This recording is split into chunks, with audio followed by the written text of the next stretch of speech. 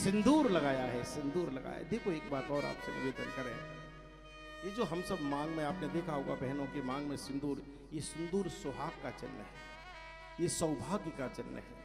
सिंदूर लगाने से पति की आयु बढ़ा करती है। वो कथा आपने सुनी होगी, भगवती श्री जानकी जी एक दिन सिंदूर लगा रही थी बैठी हुई, उसी समय श्री हनुमान जी आ गए। जैसे ही श्री हनुमान जी ने जानकी जी को देखा है, बैठ के पास आके अपलक माँ का चेहरा निहारते जा रहे हैं, चेहरा निहारते जा रहे हैं। तो जानकी जी ने मुस्कुरा करके पूछ लिया कि पुत्र क्या हुआ, क्या देख रहे हो, क्या है? तो हनुमान जी बोले कि माँ ये आप क्या कर रही हो? तो बोली सिंदूर लगा रहे। तो बोले माँ इस सिंदूर से क्या होता है? बोली ये सुहाग का चिन्ह है। तो मैया सुहाग का चिन्ह तो इससे होता क्या है? जानकी जी सोचेंगे अब अगर पूछने पे बैठेगा तो जाने क्या क्या पूछता जाएगा। तो मैया ने एक ही शब्द में कह दिया, बोले पुत्र इस सिंदूर के लगाने से जो हमारे पतिदेव हैं, आपके जो प्रभु हैं, उनकी आयु बढ़ेगी, ये सौभाग्य सूचक है। और जैसे ही कहा कि उनकी आयु में वृद्धि हो गई, एक तो प्रसन्न हो गए, दौड़ करके गए।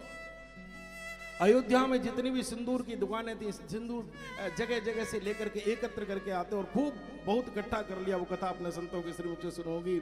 और ला करके पूरा सिंदूर पूरे शरीर पर पोत लिया, पूरे शरीर पर पोत लिया।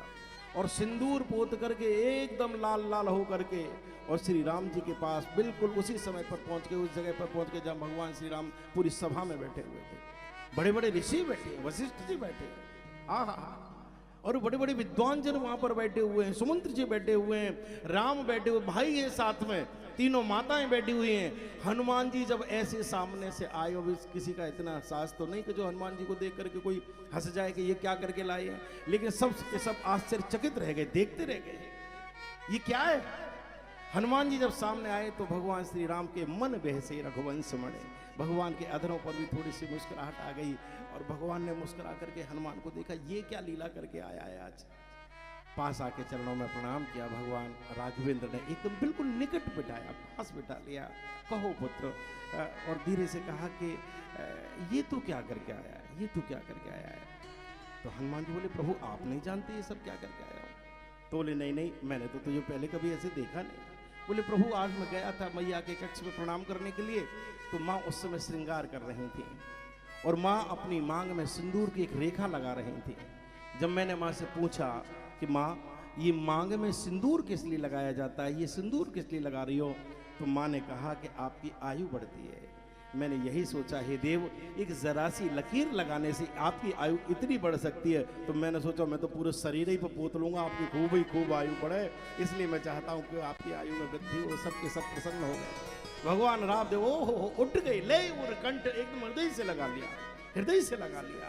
वो हृदय से लगा करके भगवान श्री राम ने कहा पुत्र मैं बड़ा प्रसन्न हूँ, मैं तुझे वरदान देता हूँ। उस दिन संयोग से मंगलवार का दिन था, संत जन सुनाते हैं, और भगवान कहते पुत्र मैं तुझे वरदान देता हूँ, तुझे आशीर्वाद देता हूँ कि आज के दिन जो भी तेरे ऊपर सिंदूर चढ़ाएगा उसकी समस्त मनोकामनाएं पूर्ण हो जाएंगी। इसलिए श्री हनुमान जी पर चोला चढ़ाया जाता है। तो सिंदूर की बहुत बड़ी महिमा है। सिंदूर ये सौभाग्य का चिन्ह है, ये सद्भाग्य का चिन्ह है। लेकिन